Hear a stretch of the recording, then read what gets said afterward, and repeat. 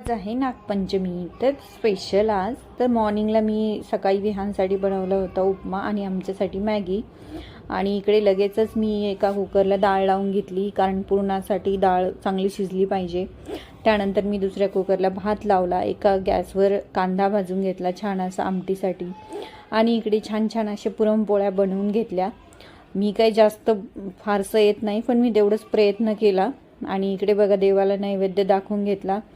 त्यानंतर विहान बघा कसा आपडी थापडी असं ती लहानपणाचे आपलं गाणं जे होतं आपण लहानपणी खेळतो तेच गाणं आज टी व्हीवर मी त्याला लावलं होतं आणि तो पण मस्त बघत होता आणि सेम तेच ॲक्टिंग पण करत होता आपडी थापडी मम्मासोबत.